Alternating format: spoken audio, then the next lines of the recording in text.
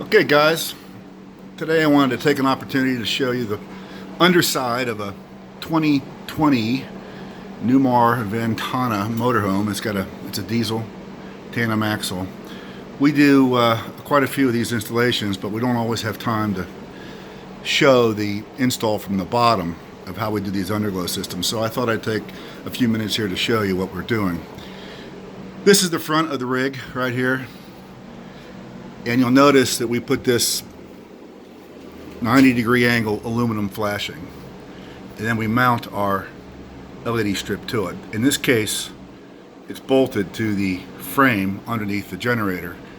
We can do that on this motorhome model because the frame itself is stationary. It doesn't move. On some RVs, this whole frame, this whole generator compartment slides out, in which case you may not be able to do this here, but it's a great way of getting a 7.5 foot LED all the way across the front of that rig, which provides excellent coverage for the underglow. And you can see the LED strip here, and that LED strip will stay there real nice because it's on a smooth, flat surface. So that's one of the things we do. The next thing I wanted to show you was this connection right here. This is a, I don't know, 2.5 foot or 2 foot LED strip. But you'll notice that we've got some black stuff here. It's actually butyl tape. And we use it a lot to hold these power leads down so they don't, when they vibrate going down the road, the actual stress point here where the power lead meets the LED strip is stationary. If anything's going to fail, it's going to fail there. So we put the butyl tape here on these power leads to make it more sturdy and last longer. And of course, all of our power leads we like to wrap in split loom. This is a 1/4 inch plastic wire split loom. So that's the front. Let's go ahead and move towards the back here, and we'll show you a couple of other things that we did. First, over here, this is looking towards the passenger side. You see again, we used this butyl tape here to hold this wire lead up to the bottom of the rig. We do not like to drill into RVs, particularly if we know there's water tanks and holding tanks around. So anytime we can avoid drilling, we do. This butyl tape works exceptionally well holding our split loom. Of course, we did screw in here with a cable tie or cable holder, and the same thing here. But we always do so when we know that we're in a seam or at the edge where there's not going to be a water tank. And you can see here too, we have the butyl tape running down through there, and it works really well. And then of course, over here you can see we have more butyl tape holding that end down, and then that's the aluminum. In this case, our 1.5 inch aluminum flat stock, we rivet it to the bottom edge of the outside of that storage bay.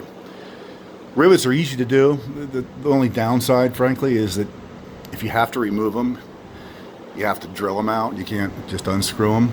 But they hold longer, and they're probably easier to install, and they don't have such a, they have a flat head on them, so that it makes for a real smooth installation.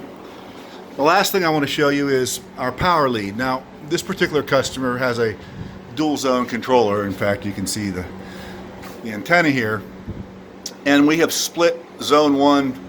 Zone 1 is the driver's side over here, and zone 2 is the passenger side. And because he has tandem axles, we have to run a power lead, 2 power leads, to the rear, and we run them over the axles to connect all the LEDs in the rear.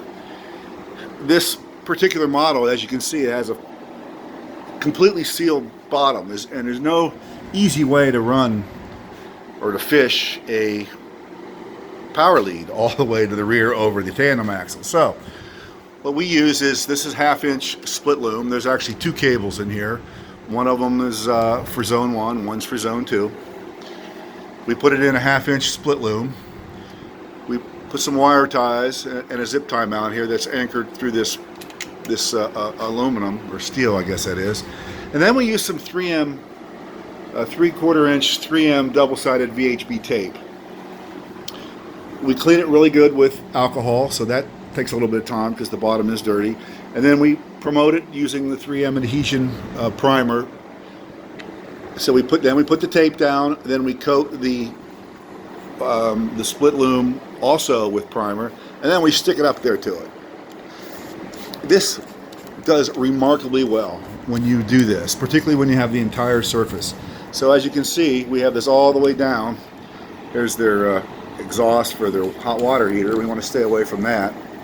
But you can see it holds it up here exceptionally well. It's the same tape used on the bottom of the backside of our LED strips.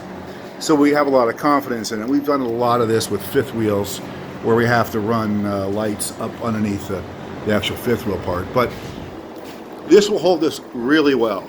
The key is making sure you do the entire strip. You just can't do a strip here and a strip here, a strip. You got to do the entire distance.